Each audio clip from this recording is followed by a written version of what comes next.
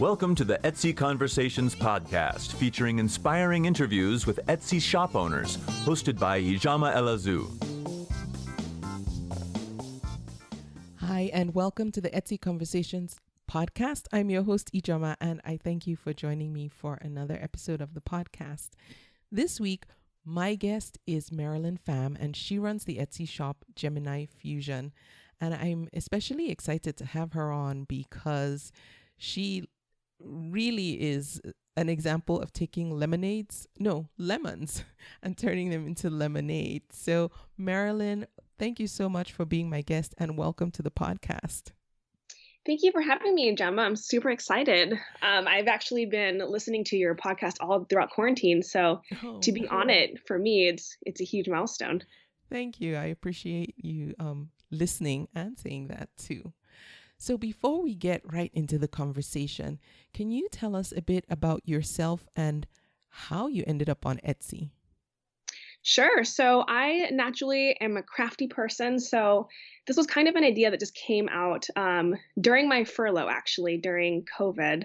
I am a full-time continuous improvement manager. And during that time, I was just trying to cope with canceling my wedding and whatnot. So this idea came about.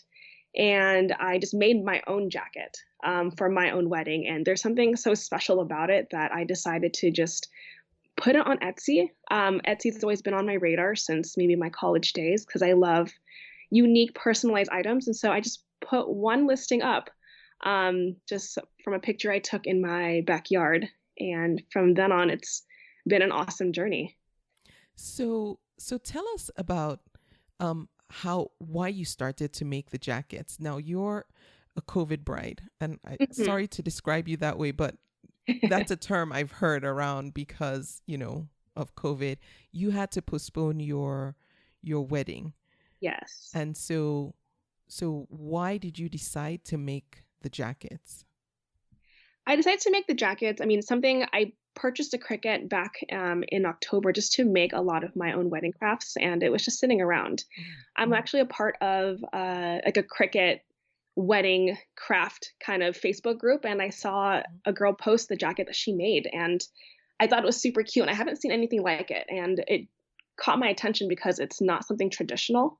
So I decided to make it, and as soon as I made my own, I put it on, and it just made me feel excited again about my wedding, even though it's not as what we imagined initially. It was a destination wedding, so it's made me excited, and I knew other brides can definitely benefit from it. And ever since I started it, honestly, like a lot of brides have reached out to me and said thank you. Just when they got it, like it brought tears to their eyes, and that makes my heart so happy. Oh, nice. So you put your first one up, and then it sold right away. After that, did you start to do any type of planning? Like, what was your strategy after that with regards to making more sales? Did you go right out, buy more jackets and just start designing? Or did you instead start with custom designs since these are very personalized? Yeah, so to be completely honest, in the beginning, I did not know what I was doing. And I just kind of put up one jacket, one style that I liked, and it was just my own personal jacket. And from there, honestly, brides just started buying it, and I was super surprised. And that's when I started adding more options, because in addition to what I like, I know other brides may be more traditional with just like a normal cursive writing, and other different styles. Started off with one listing, and then my mind just started jumping. I know that on Etsy there are quite a few pearl denim jackets. And so from there, I was like, I'm going to give it a shot. I'm going to invest. And so I ended up buying a lot more jackets. I think 90 was my first round. Whoa. And it sold pretty quickly. And so it's doing really well. I'm surprised. Yeah. So now we were talking a bit before we started the recording. You actually opened your shop in June. And at the time we're recording this, you have over 100 sales. Going on almost 150. How do you keep enough inventory in stock? Because by a lot of standards, a lot of Etsy sellers do struggle in the beginning. So fortunately, you've hit on a niche that is growing, and as a result, so is your shop and your sales. How do you, or have you figured out your inventory management system, like how much to have on hand? And are brides typically okay with waiting? So with inventory, it's been a big learning curve. Naturally, what I do for my full-time job, I teach continuous improvement, and part of that in me is teaching managers and executives at the company on how to manage inventory. So it's a lot of applying what I teach other people to myself, and even in my own house, like just trying to figure out space. I didn't think it would sell as fast, so I didn't purchase as much. I mean, I thought 90 was going to last me till the end of the year, but it started selling out pretty quickly. And so I did have a lull. And a lot of brides were messaging, like, when are you going to get more in stock? And I was trying to keep them warm, letting them know and being transparent when I'm going to get more shipments. So I'm still trying to figure it out. Trying to set my minimum maximum, trying to keep my spreadsheets updated, and making sure that my inventory is very visible so I don't make mistakes as far as knowing what's in stock. Okay.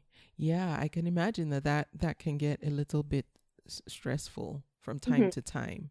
Typically, how long does it take you to turn around each one? Like, how much lead time do you need to get it ready and to get the jackets finished and ready to ship?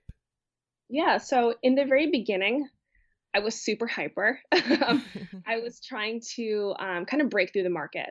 So I was trying to do it all in one day. And at that time, when I was making one sale every 4 days, it was totally doable.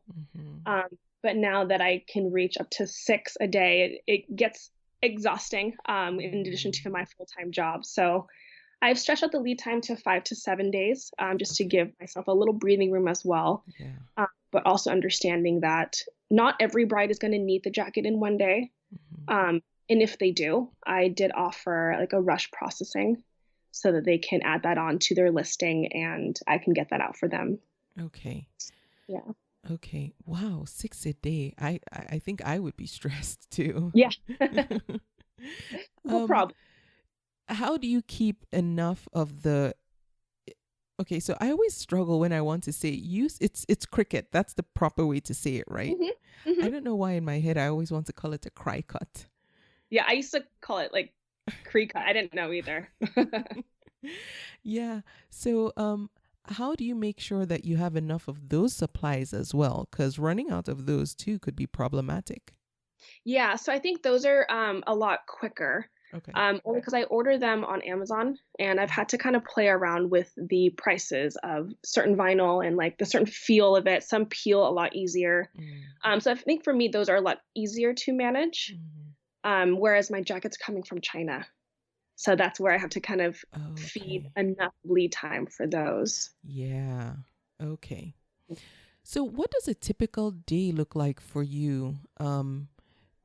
How do you manage your time and split it between work and running your Etsy shop? Oh yeah, it's been crazy since I started in June.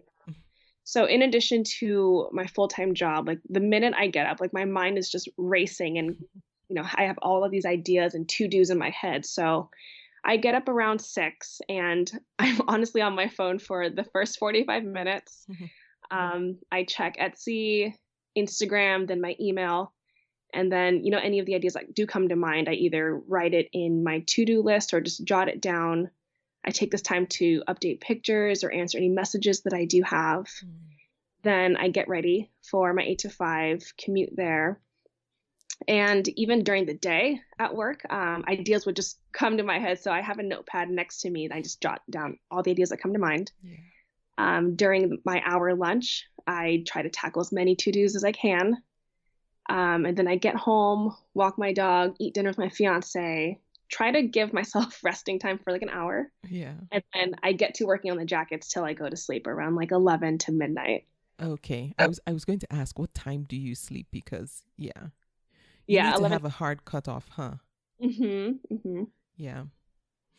So when you get these new ideas, where does the inspiration come from the ideas? Or currently, is it just right now? Because I know in the beginning, a lot of times things are just firing in your mind, like you said, and you're Right. writing them down. But do you also get inspiration from outside, like as you're driving, things that you see, maybe trends going on around us? hmm Right now, it's a lot from Instagram. I just follow a lot of photographers, and a lot of people are getting very creative with weddings. Mm. And a lot of them are not as traditional anymore. So a lot of boho feels with a lot of, I guess, dried florals, and some are going dark and things like that. So originally, my first style was the pearl denim jacket. Hmm. Um, and then I just thought to throw in the white fringe. I'm like, I feel like fringe is definitely on trend right now. Yeah, I like the So I fringe. gave that a try. Yeah. And even from there, I just keep thinking about different type of bride personalities. And I see a lot of that on Instagram. I look a lot through hashtags and a lot of photographers and what they're photographing right now. Mhm. And that's where I get all the ideas to create different styles. So, at least there's some style of mine that will attract a bride. Yeah.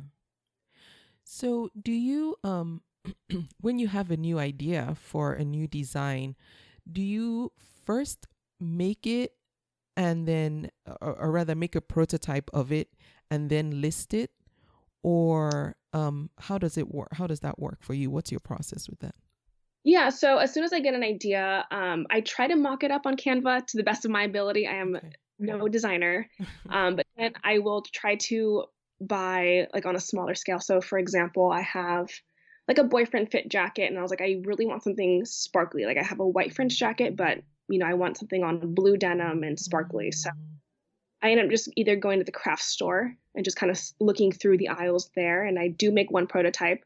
Mm. Um, and yeah, I put it up either on my mannequin or on my wall, and I take a picture to see who it attracts and if anyone favorites it or likes it. And to my luck, there's at least one out there Yeah. that likes the idea and will actually build on my idea with me. Oh, And so nice. there- that's where I create that one real jacket, and I hope for pictures on the other end from my brides. And so that's where I use their inspiration in their pictures as well. Oh, nice, nice.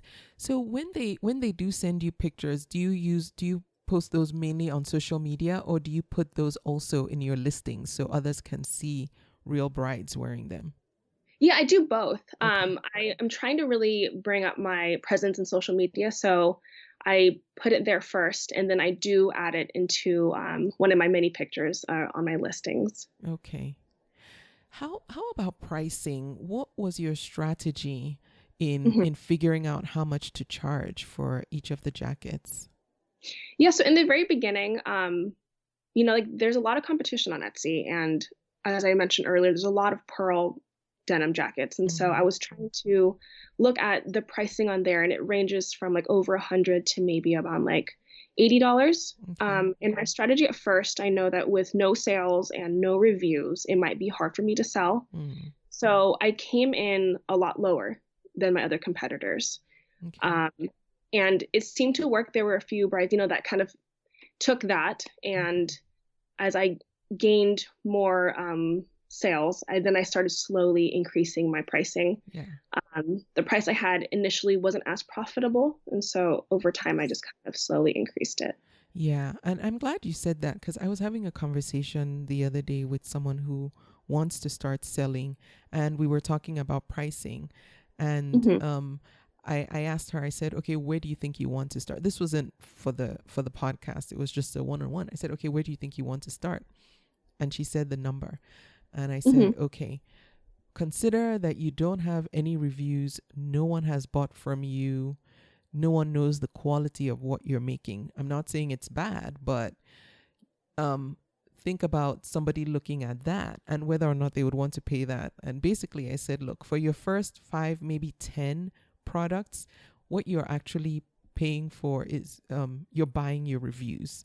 So hmm give those first people who give you a chance, who take a chance on you, a really, really good deal because you're buying their positive reviews. Or at least Right. think about it that way. You're not buying their positive reviews, but do you know what I mean? where it's like, yeah, you're not probably going to charge what you ultimately will, but you're giving them a bargain so you can get the traction from high ratings and reviews, and then you can start increasing. And that's exactly what you did. So I'm glad you said that, because I'm going to have her listen to you say that too, so she doesn't think I was trying to. Yeah, I think that's a good strategy. Now, have you found that brides outside of the US also want to buy your jackets, and do you sell internationally? So I have gotten some inquiries from brides around the world. I think the only thing that stops them is the shipping fee, because it can be Yeah. pretty costly, right? Yes. So far I have sold to a bride in Canada. Okay. I think okay. I consider Canada still like Yeah, close enough to the US to be the local, right? US. Yeah. I mean, I know it's international technically, but I still think Canada is like close enough. Yeah, I agree. Yeah, but international shipping is outrageous. It really is. Now, so you've mentioned that there are other sellers on Etsy that sell the denim jackets.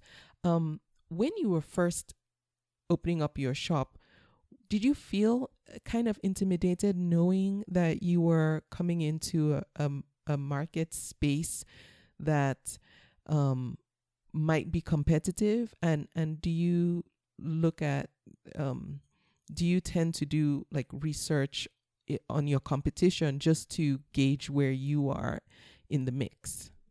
Yeah, exactly. In the very beginning, I was super intimidated looking at, shops that have full-blown brands and have, Yeah. professional photography and 20 plus sales and a bunch of different products. So I at first was, like, what do I have to lose? It's 20 cents per listing. Let me just see what happens. Um, but from there, I also was working with a consultant. So she was kind of guiding me through the process. At first, I didn't have a picture of myself or any description or any about me, and no policies, no banner, things like that. So I didn't know, like, that all helps.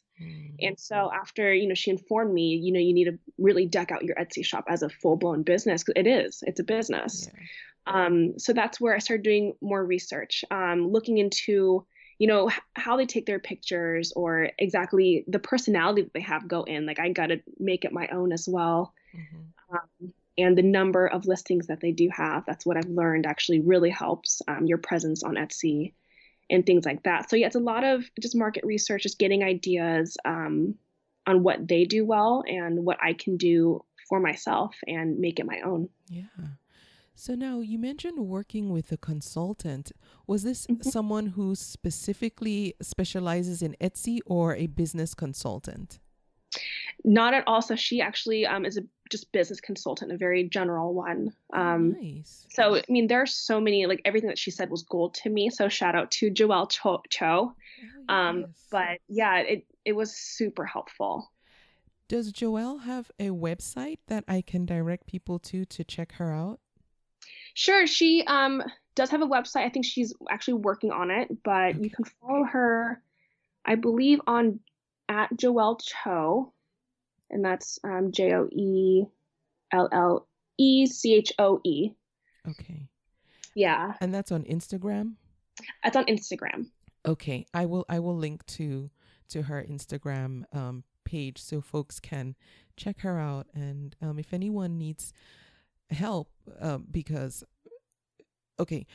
at the time we're recording this, you've been on Etsy for just about 3 months. June, July, exactly. August, about 3 months, and your shop looks really professional. You have, I said already, you have over 100 sales, and a lot of sellers don't get that. So I think it's also important to sometimes get help, especially when you're starting a new business, especially if you want it to be successful. And I know for some people it seems counterintuitive to spend money, so early in the beginning on, a consultant and what have you. But sometimes they really just flatten that curve, that uphill battle, and get you there faster. So I'm glad that you mentioned Joelle.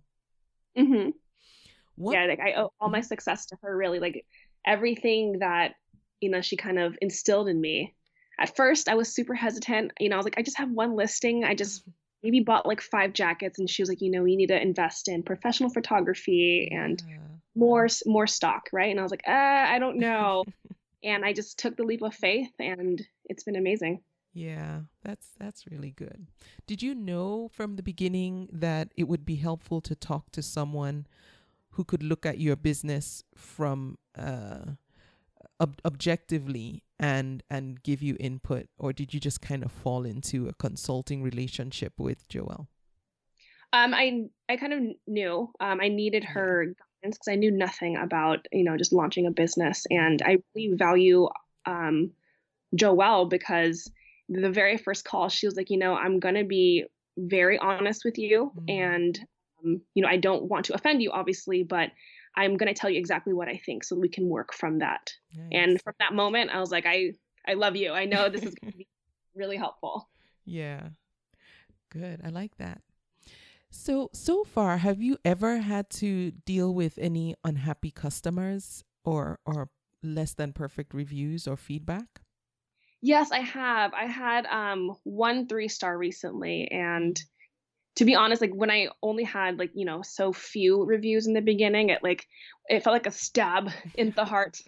But I had to take a step back and just, not be so emotional over it, and think from the bride's perspective. Yeah. So the example is like she received her jacket, and for some reason the vinyl, like part of it, peeled off. And that was the first time I've heard that. And I was trying to, again, I'm new to Etsy, so I was trying to look up just on Google in general how to handle reviews, or which ones you can respond to. So learning if it's 3 stars and under, that's when you can publicly respond. Yeah.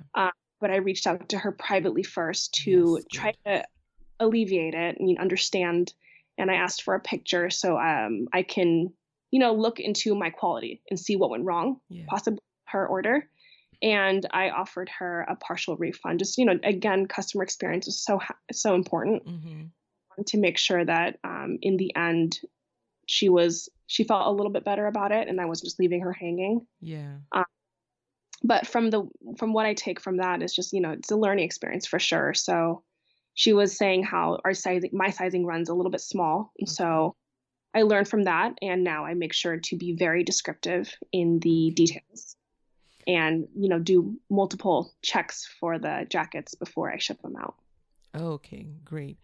I'm glad you said that because yes, you can respond publicly, but for anyone who doesn't know, once you respond to the review publicly, you lock it in.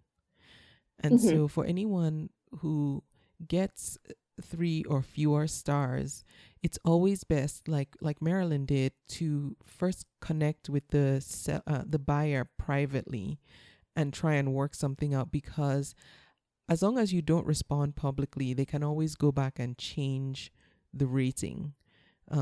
Like if they're happy with what you did, change that. But then also you might want to ask them, and not everybody feels comfortable doing that. And I'll give an example. This actually just happened with me yesterday.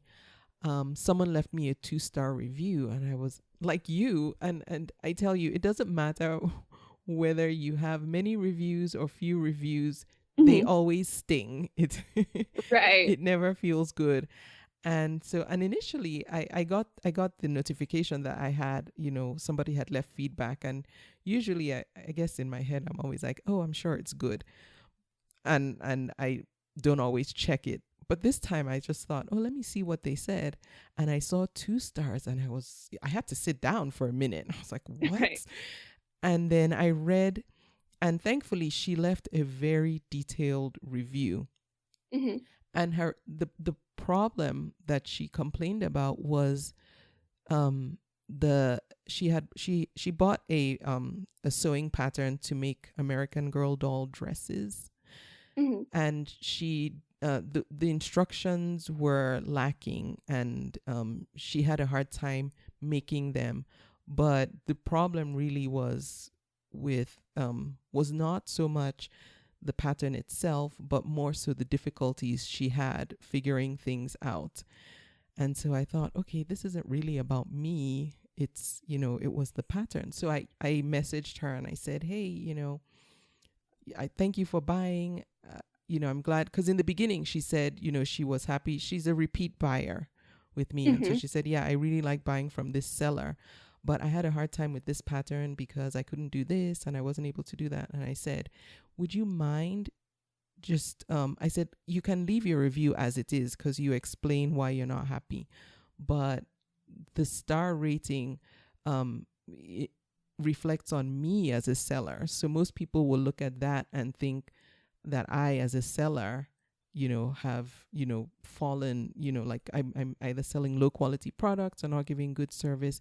But the problem was really with the pattern. I said, would you consider just changing the star review, because that will affect what it is now, will affect how I show up in search and how Etsy, ranks my shop and all whatnot. So I explained that to her in detail, and oh my goodness, she responded like almost immediately. She was like, oh no, this has nothing to do with you, it was with the pattern.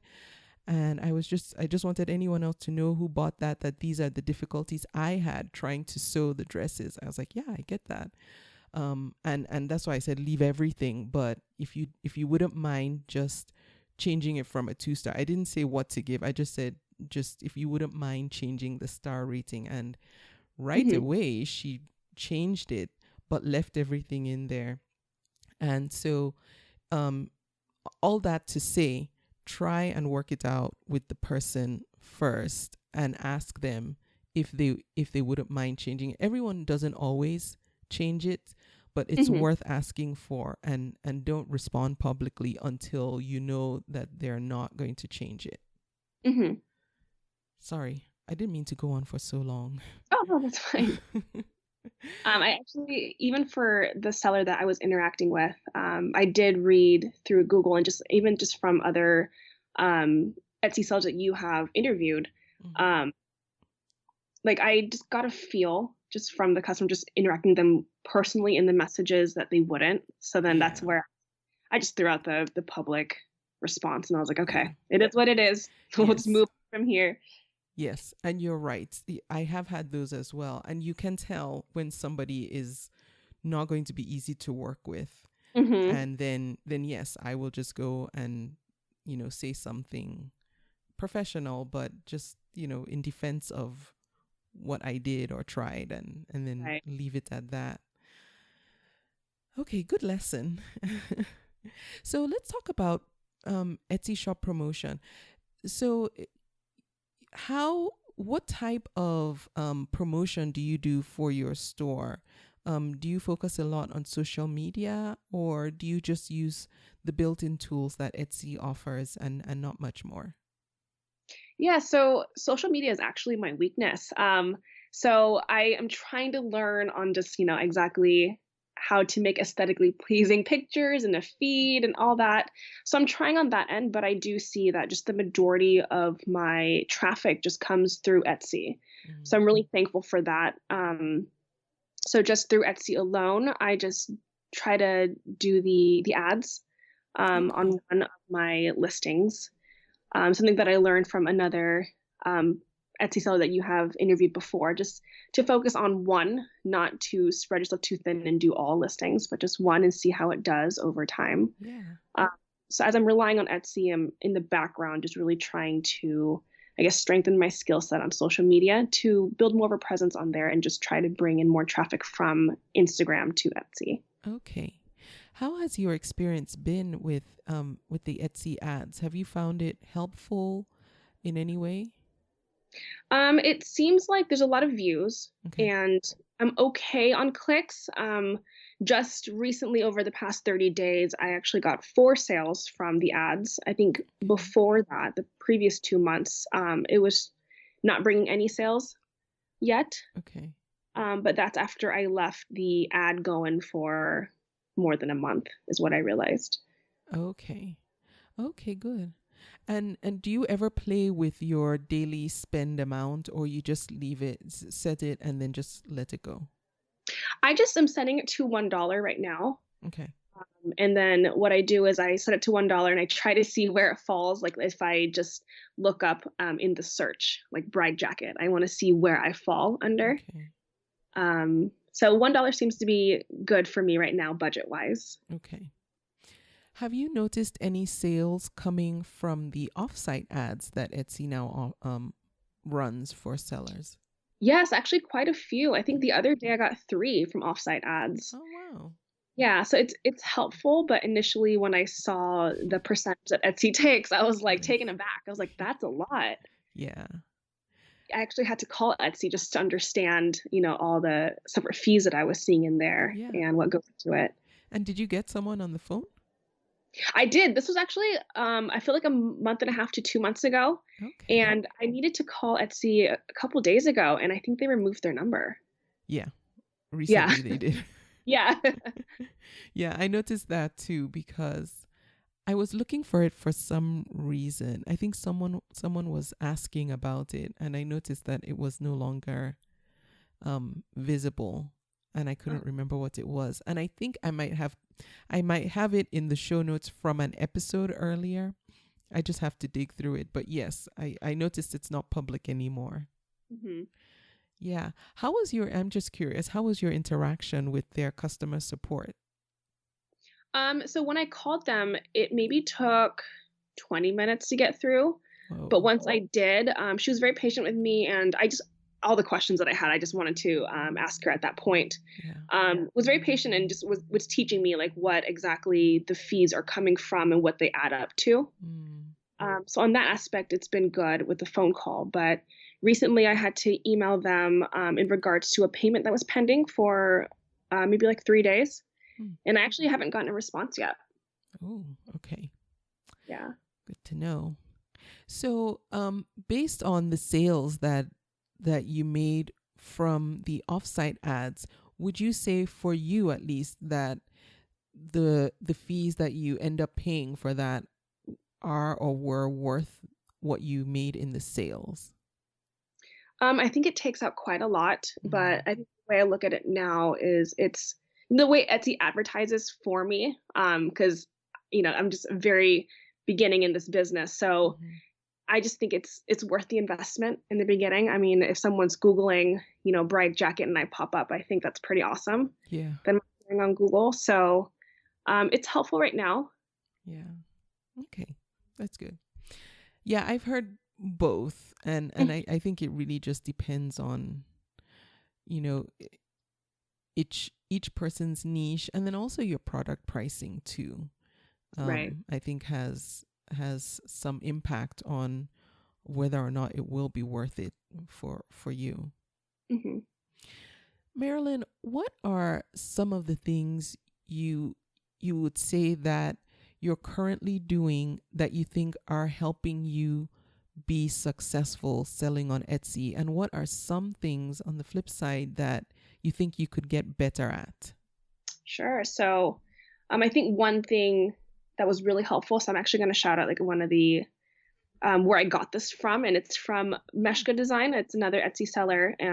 It's a message that I favorited one of her items, and she sent me a personal message on like, thank you for following me. I'm a small business and that whole thing. And I really appreciated the personable aspect of that. Yeah. So I took that from her actually, and I tried to do this as much as I can, but whoever favorites my items or follows my shop, I try to reach out to them personally to thank them. And if they have any ideas on any, designs that they want that I don't do yet, to reach out to me. And I think that has helped so much because from that, the brides, again, COVID brides are looking for something to spruce up their energy in having to postpone or cancel their wedding. So Yeah. I think brides really appreciate that. And that's really helped me in addition to putting up a lot more listings, comparing to, when I've had one listing to now that I think I have 20. Just really builds a presence on Etsy, and I'm trying to swarm the search when someone puts in bride jacket, Yeah. right? So that's a lot. I think for me, where I can improve on is definitely the social media aspect of it, but also, I guess, my product photography that I do. I do work with a photographer right now whenever I can, but for those days or moments that I can't, I want to take better pictures, like with better lighting on my phone. Okay. How do you spell Meshka Design? I just want to make sure I can link to her shop. Yeah, so it's Meshka Okay. Design. Okay. All right. Mm-hmm. Okay, good. So I'll link to her shop too, so folks can check her out as well. Awesome. What is or it could be more than one thing about selling on the Etsy platform and the tools that they provide that you found particularly helpful and really enjoy? And then on the flip side, are there any tools that you would like to see Etsy offer on the platform for sellers? Sure. So just for me, like I am pretty data driven. So I love the fact that there's the stats and I can trigger, the time period I want to look at. I like the conversion rate that they show and the number of sales that you have over a period of time, number of views and visits. And that's really helpful for me. And even the breakdown of that is awesome to know which jackets are doing the best, which one get the most views and which actually don't get any. I think that's super helpful. Yeah. As far as other tools, I can't think of any off the top of my head right now because I'm pretty happy with Etsy. And I mean, as a new business owner and, not having, I guess, the breadth of knowledge of advertising and stats, I think it's a very good start. Yeah. So now when you see a jacket that hasn't gotten any views, how do you respond to that information? Is your first instinct to pull it or to tweak the listing somehow? So my first instinct is to pull it, Okay. but then I decided to leave it there because I think as I've heard from other sellers is, the more listings you have, the better it is. Okay. And even though it doesn't do well, I know there's somebody out there who's Yeah. looking at it or who would like that simplicity of it. I think my jackets are pretty bold with either the fringe or the pearls. And surprisingly, the one that doesn't do well is just the plain denim jacket with like a floral ring that I thought would do well. But yeah, I just leave it. Okay. All right.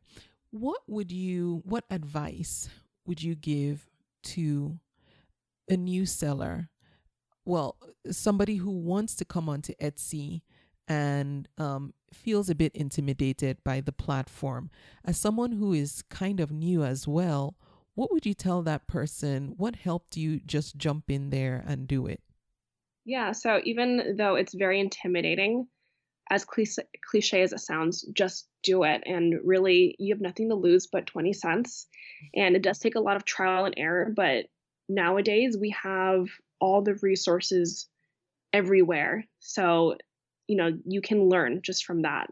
I think for me, I knew nothing going into it, but every minute of the day that I had, I would look up podcasts like yours and listen to it on the walks with my dogs or even on my drives. And Google is everything. There's Facebook groups, there's people on Instagram that you can even reach out to. Like all Etsy business owners are super friendly and, willing to help. They understand where you're coming from. Yeah. So I would just put it up and give it a go. And even if you're struggling, you can look at your competitors and get some ideas from that. Yeah. And I was going to ask if you've been able to connect with other sellers either on Etsy or off. It sounds like you have. Yeah, so on Etsy, I don't think I have, but through Instagram, definitely. There's a lot of, smaller business owners who would love to do collaborations or would just even love to do a trade for products. And I've actually made a few friends on Instagram through that. Nice. Support me and I support them. So it's been awesome. Yeah, that's really nice. Really cool. And yeah, the Etsy community is kind of like that. I mean, yes, you can find some pockets where they're not, but for the most part, yes. What is pick one thing that you're doing right now that you feel is really working well for Gemini Fusion? I think right now what's working really well is just building that customer experience. I'm on my phone a lot. Like every Etsy notification, I'm looking at my phone and I love just be very personable and create that experience for the brides. You know, they're going through a hard time. So Yeah. as soon as I get an order, I shoot over a message saying thank you for your order, and just, you know, saying when their big day is, or if it's a gift for someone, just, you know, getting to know them on a personal level. Yeah. And through that, whatever story they do share with me, in the little thank you postcard that I do put in the packages, I also write, like, you know, personal message on there too. Yeah. So that seems to really help. And those are the ones that actually come back and write a review, is what I found. Nice. Yeah. Yeah, that's actually a good technique to get people to come back when you start connecting with them early. Mm-hmm. I think it's easy for them to feel an obligation, not in a bad way, but in a good way, to say, this was a really good experience from start to finish. I need to go and share about this, or say so. Right. And I know on Etsy, you know, people say that it's like not your own, it's not the same as having your own like website, right? I think if you buy a product on Etsy, people don't really remember the business name. So I'm trying to create that Yeah. that brand presence, and learn from that. Yep, exactly. Very good. Are there any tools or resources that you use that help you run your shop better? Right now, no, it's everything's pretty manual as I'm learning. Okay. I do keep my inventory on Google Sheets. Okay. I do use Canva to edit my pictures and, like, you know, make some aesthetically pleasing looking stories or posts. Okay. Nice. Marilyn, what future plans do you have for Gemini Fusion as you look out into the future when this pandemic is over, which, you know, I'm praying will be sometime eventually? Right? Crossing our fingers, yeah. Yeah. What would you like to see Gemini Fusion look like a year from now, or, you know, 2 years from now? Sure. So my goal really is, you know, Etsy is a start and it's been wonderful, but I would love to build my own website, and maybe in the future, once, you know, COVID passes and everything in person is okay again, I would love to have my own like flagship store. I think that'd be really awesome. And I've noticed so far, like even just making a bridal denim line, that I, for the most part, wouldn't have any return customers, right? I mean, hopefully you only get married once. Yeah. But I think I also want to branch out. I do want to stay in the niche of the bridal or the denim jackets, Yeah. but maybe expanding. So something that I've thought of is even expanding to, you know, mama jackets and maybe matching baby ones. Yes. As brides get married, then they have kids, you know, so they can purchase jackets for like their little photo shoot, something of that sort. Yeah. So looking to expand on that, so that it's a long-term thing, not just a short-term business. Yeah. I love that. And it's funny you said that, because in my head I was thinking baby denim, baby denim, baby Yeah. denim. Huh? Yes. I like that you're thinking out that far. And yes, I like the trajectory that you're on, and I can see that happening, and I would love to come to your flagship store one day. I would love that. What now you mentioned Meshka Design. Do you have any other shout outs for any other sellers that you'd like to give? I think Meshka Design, just for one, I think that's the one that I really learned from. Okay. There's just so many sellers, and everyone's so talented on there. Yes. So Marilyn, what's the best way folks can connect with you if they want to carry on the conversation or just reach out to you? Sure. So you can reach out to me through messaging on Etsy. My business name is Gemini Fusion. And on Instagram, I'm at gemini.fusion. And I'm pretty present on both of those apps. As I do wake up to it, and every notification I get, I immediately look at it. Mm-hmm. So you can reach out to me on there. Okay, great. I will have links to Marilyn's Etsy shop. Again, it's Gemini Fusion, and then to her Instagram account also. And again, like she said, it's Gemini.fusion. But I'll link directly, so if anyone wants to just connect with you that way, they can click on it. All this information will be at convome.com in the show notes for this episode. Marilyn, thank you so much for being my guest. I'm so glad I want to say I caught you at the beginning, but that you connected with me in the beginning of your journey, because I really would like to see where you take this, and if we can catch up in a year or so, can we do that? I would definitely love that. Okay, good. Because I feel that it's going to look so different a year from now, post-pandemic, all that, when life goes back to some type of new normal. So that would be great. So we'll do our catch-up conversation. Yes, let's plan that. All right. Thanks again for being my guest so much, Marilyn. Thank you, Gemma. It's been so wonderful speaking with you today. And I also will look forward to just listening to your podcast and all your guest speakers going forward. Thank you. And I thank you for listening to the podcast. For more information, you can go to convome.com. If you want to connect with me, there's a contact form. You can send me a message or use the Be My Guest form to be my guest on the podcast, just like Marilyn. And if you want to immediately get a quicker response, sometimes Instagram is the best way for that, at Convo Me Podcast. And again, thank you for listening to this episode. I will be back next week. Thank you for listening. You can subscribe to the podcast in iTunes, and while you're there, please leave a review too. Visit convome.com to leave a comment or feedback on this episode.